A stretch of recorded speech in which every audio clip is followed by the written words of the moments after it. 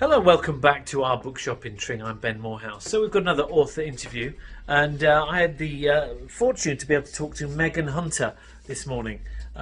She's on her second novel, it's called The Harpy, which I read a proof copy of that about 2 months ago, and it's jaw-dropping. It's honestly, it's a modern classic. So I do hope you enjoy the interview.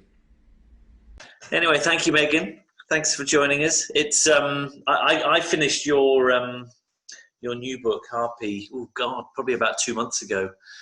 so, I've had a bit of I spent the last day sort of rifling through it and reminding myself of the contents. It's quite a book. Are you doing lots of these sort of Zooms at the moment? A few, yeah. I did an interesting Instagram live event last night, which was fun with Evie Wild. I have to admit, I watched that. Oh right, okay. So apologies. I don't know. There's a certain. It's such an incredible book. I was slightly nervous about interviewing you actually about it, just because I think there's so much nuance in it and so much. It feels like, I mean, who am I to judge? But it feels like a modern day classic. That's so kind. Thank you. That's very, very nice. But you, can we? I'm trying to think of an order to talk about it. Let's leave Harpy for a second. So you're from Manchester? Is that born and bred Manchester, or are you kind of? No, I was born there. I was there, lived there as a young child. But as you can probably hear in my voice, I haven't spent that much time there. My parents lived there for a long time. They ran a theatre company up in the northwest, and they lived in Mosley when I was born, and so yeah, I've definitely got roots and family, friends, and we go there. But no, I've been for quite a long, most of my life I've lived in Cambridge or around Cambridge, so that's really kind of my hometown. Okay, and yeah, so your parents sound more like sort of Liam Gallagher compared to you. Well, that's interesting. Yeah, no, it was interesting. It was a socialist theatre company. It was kind of agitprop. So yeah, no, they were very cool. They are very cool. Yeah. There's some amazing sort of very 70s photos of them. With amazing hair and flares and everything. Brilliant. Yeah. Got a very it's a different room you were in from last night in your Insta Zoom thing. Oh, it's the same room. I think it's just on Zoom you can see more of the room. Yeah. You can. I mean, it's always a bit funny to be able to see. I feel like it's better to have bookcases than like the other view would just be a kind of sofa, which looks a bit, unprofessional maybe. But then bookcases are quite revealing somehow, I feel like. Totally. I've seen some very impressive rooms over lockdown, honestly. It's been incredible. And shamefully, for a bookshop owner, I've got no bookshelves behind me. Having said that, we moved here in September, so we haven't had a chance to build anything yet. But, it's nice though. I like the colour of the walls. My wife would tell you what colour it is. I think it's a very dark blue. Dare I say, I'm colourblind, so don't. Anyway, so judging by the fact you studied English at uni, was it always the passion to be an author? Was that kind of your thing? Yeah, more or less. I mean, I think studying English was kind of the point at which I actually stopped sort of having that dream for a while, because I think I was just so overwhelmed by all of the, books that had already been written and all the incredible kind of, history of literature. And I felt kind of, dwarfed by that. And what do I have to add, really? I remember kind of studying Beckett, and then my tutor being like, well, this was really the end of the novel. Beckett ended the novel, so then you kind of you do end up feeling, yeah, where is there to go? And when I started writing again, I actually wrote poetry, not novels, so I kind of worked my way back into it. But I think now I don't let myself too often be sort of cowed by. Yeah, when I Googled, I obviously doing a little bit of research for this, Googled you, and you came up as poet. Oh yeah. Initially, which someone who's published two such successful novels now. I mean, obviously one that's been proven to be successful, but this one's beautiful, absolutely amazing. Oh, thank you. At what point are you going to be an author and poet, or? Yeah, I don't know why it says poet. I think maybe in my original sort of bio that came out, it said that I was a poet, because I'd submitted some poems. But now I definitely, in terms of what I've published, it's definitely overwhelmingly fiction. So I don't know if you can change one's Google details yourself. You can't. I don't know. I can, but you can see the poet in your writing. You can see, you know, it's almost, there's not a wasted word. And you don't write big books. You know, I think that's a benefit for someone who has to read lots of books. It's nice to have one that I can consume in a day and a half, you know, very easily. But is that purposeful to write short books now? No, I wouldn't say it's purposeful. I think it's just my natural style, and my natural inclination is for, you know, concision and just keeping everything, you know, as sort of tight as possible. I mean, I think it's this, partly the style in which I write. I mean, certainly with The End We Start From, I don't think you could have had that kind of style for 80,000 words. I just think, you know, that would have been tiring for the reader, I mean. But I think with the Harpy, I actually felt that I was writing a longer novel, you know, and it is a lot longer than The End We Start From, and it's more of a kind of getting closer to a sort of, you know, typical novel length, well, a very short novel. Sorry, something's just popped up on my screen.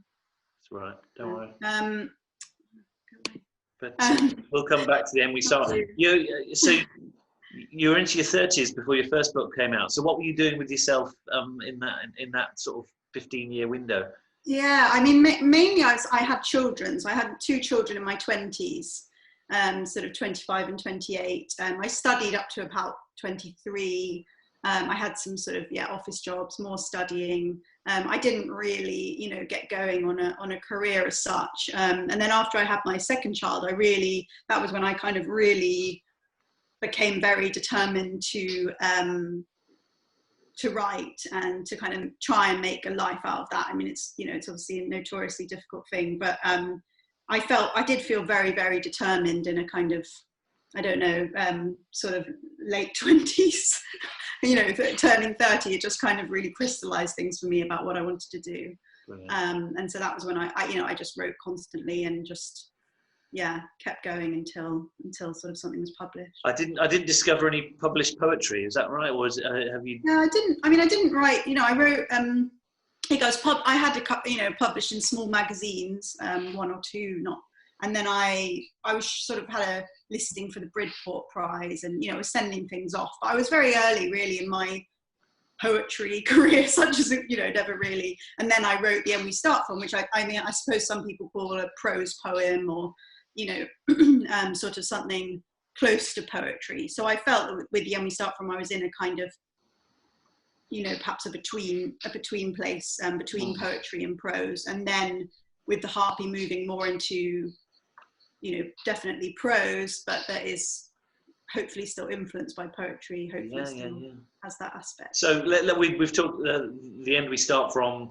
Can you, I mean, for the purpose of the audience, to tell them what that's about in terms of a dystopian novel, sort of the storyline? Yes, I mean, basically a woman gives birth to her first child, you know, her waters break, and at the same time as that happening, an enormous flood comes and sort of, you know, takes over London. She has to leave her house and become, you know, homeless, become sort of a refugee from London, on the move, and, you know, over the border to Scotland and that sort of thing. So it's very much a dystopia set in the UK, but very much focused as well on the mother and the child. So it doesn't have much kind of world building or, you know, dystopian structures, as it were. It's very much a story of sort of this very intimate relationship between that first year of life. Yeah, it's I mean, I looking at both your novels, that one and Harpy, it feels like it was almost like you're looking at the worst case scenario in your own, almost your own life. Is that a case? Is that you're living through it and thinking, right, the worst case scenario could happen now? Yes, I think very much, you know, that neither of them are autobiographical novels in any sort of straightforward way, but I think they're both perhaps manifestations of, you know, my worst fears. Perhaps that's where I have written from, as my, you know, darkest fears of or nightmares, because it's more subconscious, I think, than thinking that I'm writing from a fear, thinking I'm afraid of this and writing. I think it's more like, you know, the sort of shadow side, the nightmare side, the, you know, middle of the night kind of terrors. It's more that side which I think Is this a sort of lifetime love with horror, or perhaps, I don't know. No, I mean, not really. I think it's interesting that, I mean, my first book, I don't think of that as being a dark book, but it does have a dark setting, certainly. It's quite a hopeful book, I think. But then my second book, it's very dark, and it sort of shocked me how dark, it is really. Because I suppose in day-to-day life, I'm a fairly cheerful person. But, I think you just have to write what you're drawn to and what is most interesting. And at that time, it was this, kind of very dark, rage-filled, sort of in, the depths of kind of human emotion and despair, really. I think that was just what I wanted to go into in my work. And perhaps, I'm able to do that because it's not autobiographical. I don't know if personally, if I had lived those things, if I would have written about them. I'm not sure. I think it's very difficult to write about one's own most dark experience. No. Well, I suspect your husband's watching all this with interest. What's coming next in on the third book? But anyway, what I would like to say is how amazing to have film rights bought by Benedict Cumberbatch for the end we start from. When that happened, you must have been like cock-a-hoop. I mean, yeah, the whole film thing came completely. It was a complete surprise. It was obviously I'd written this kind of prose poem, quite abstract, and then there was quite a lot of film interest and discussion with different people, and it was a really kind of exciting, and just, I mean, it was part of the whole kind of shock, I suppose, and kind of whirlwind of the couple of years, after The End We Start From was published, because it was quite early on in my career, and I did have 2 young children, and I just, there were a lot of things that happened that I would never have expected, like trips to New York or, Paris, or no, doesn't go to Paris actually, Berlin, and meeting with film people, something like a realm I'd never been in my life. So no, it was all, I mean, it's very exciting. I think with films as a writer, generally, unless you're a screenwriter as your, the sort of other career, I feel like it's quite a separate thing to the actual work of the writer. And I just try to kind of stay within my own lane, as it were, at least so far. I mean, reflecting on it, I would think that to get that from your debut novel is a massive affirmation of your talent and your abilities. So I think big kudos to you. But so let's talk about Harpy. Harpy's in fact, I've got 2 copies here. I've got proof, artwork's changed. And then the actual copy in the shops, which we've got a batch of. Right, over to you. Describe the story of Harpy. Okay, so the Harpy is about one family, a husband and wife, Jake and Lucy. One day, Lucy discovers, in a fairly shocking way, that her husband's been having an affair.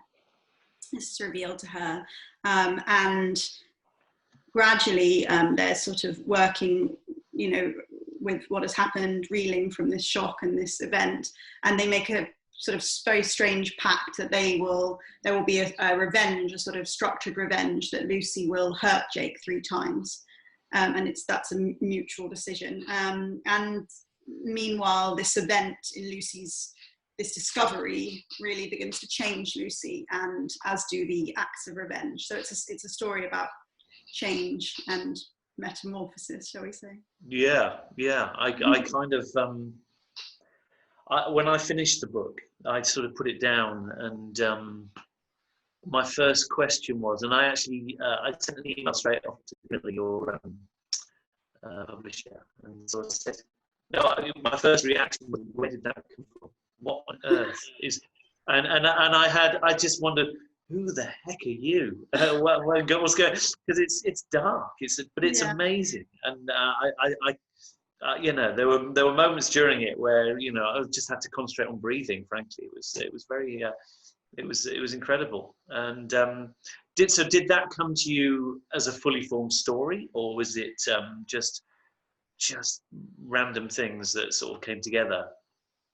Sorry, you've cut, just that I missed that last little bit. Did it come to you as a fully formed story, or was it just a series of things that came to you over a period of time?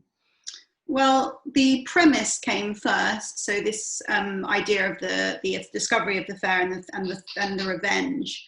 And then sort of towards the end of writing the first draft of that kind of quite contained sort of domestic story, the Harpy kind of appeared to me really in a vision. No, I mean, not really, but I can't quite, pinpoint the exact moment. I think I had a real sense of Lucy changing, and I thought, what's happening? And then I feel like it just appeared in my mind, the idea of a harpy. And then the more that I researched harpies and the more I read about them, I felt, that it was absolutely perfect for the story. And so I began to kind of work that in through the drafting process.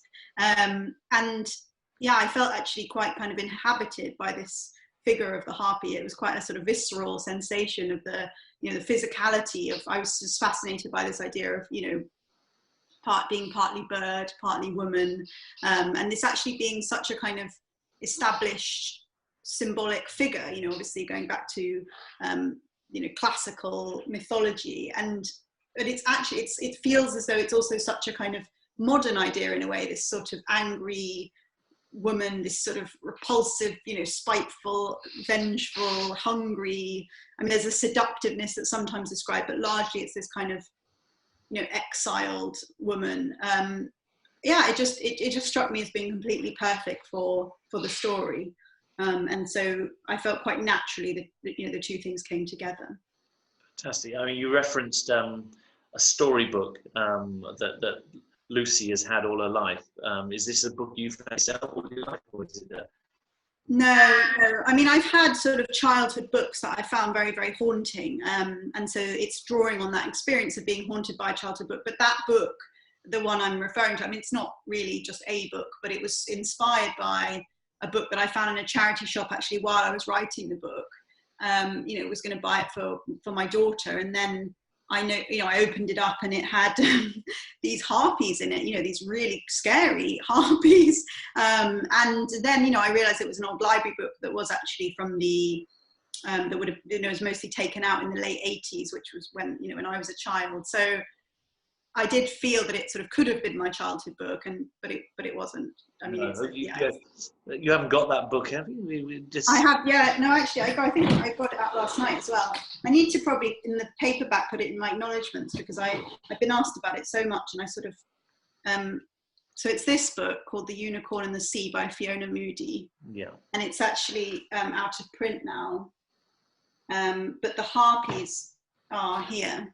I don't know if they'll... Wow, yes. Yeah. Did you, is it important to have a visual reference for something? How important are images in inspiring your written work? Yeah, very important. I wouldn't say actually that this was the visual reference point. I mean, I obviously did a lot of research and, Google image in terms of images. The written texts are, more sort of diffuse, but I did actually submit the first draft of my book with an image of a harpy with it. So I think I always had this sort of visual reference point. So it's been amazing that the book's got such a strong visual cover because that very much ties in with my process. And I don't know, it is something. I mean, I recently published a couple of short stories in 5 Dials that were actually photo stories. So they were written using photos inspired by photos I found in sort of a thrift store in America, and creating stories from that. And I used to write a lot of ekphrastic poetry, which is poetry responding to art. So yeah, I'm definitely interested in that meeting point of image and word. Fantastic.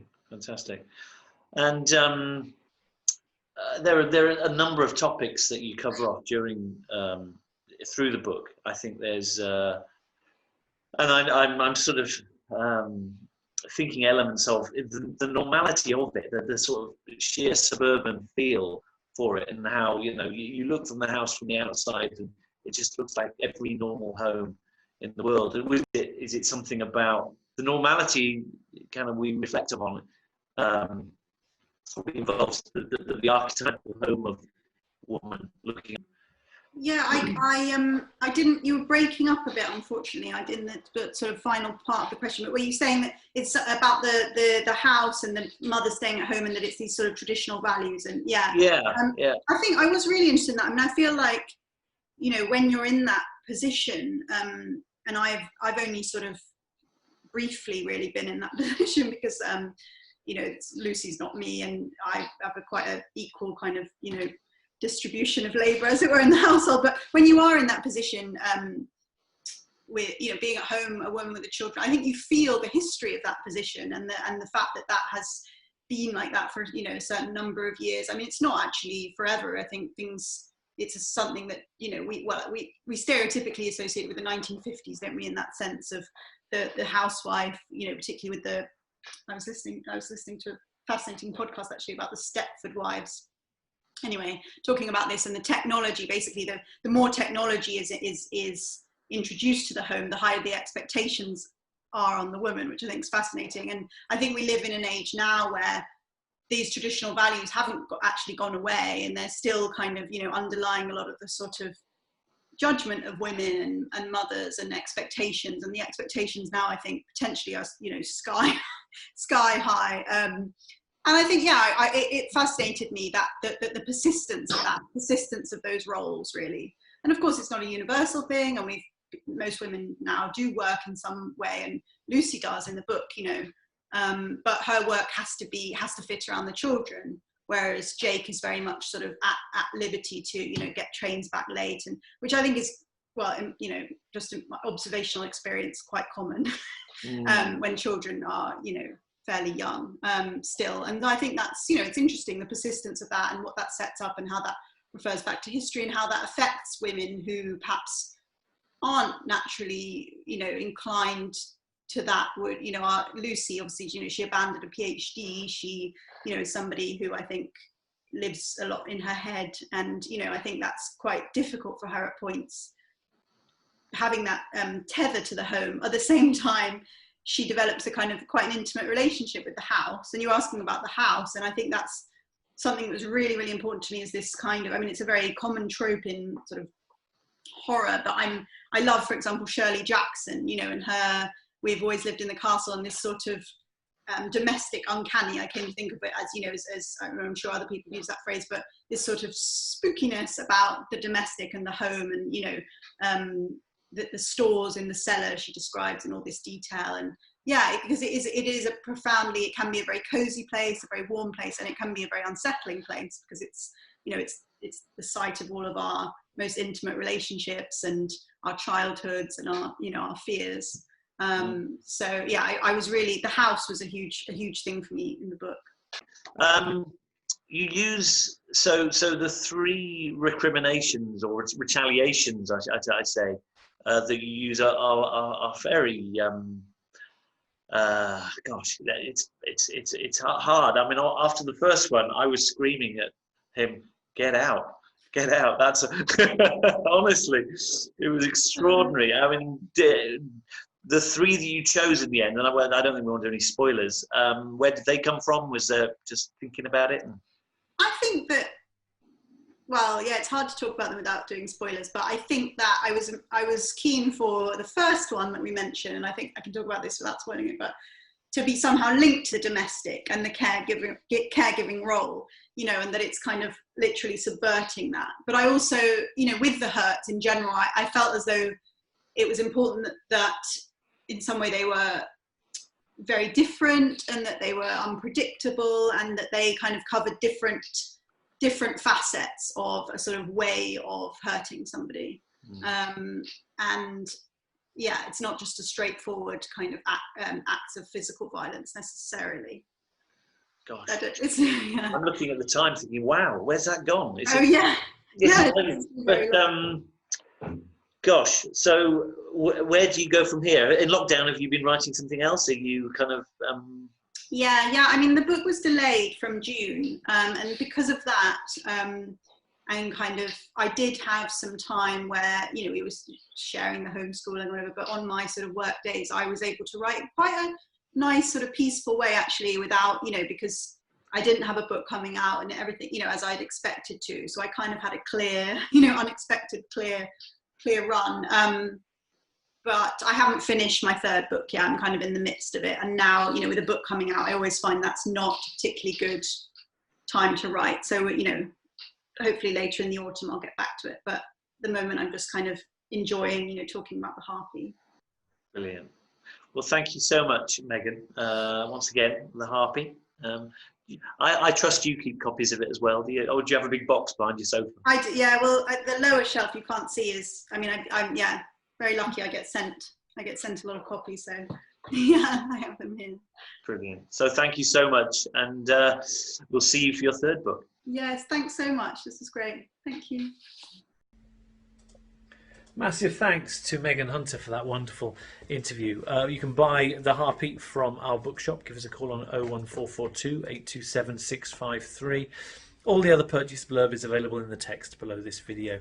Thank you very much for joining us. We've got so many more author interviews to post on our YouTube channel, so do subscribe and we'll see you soon.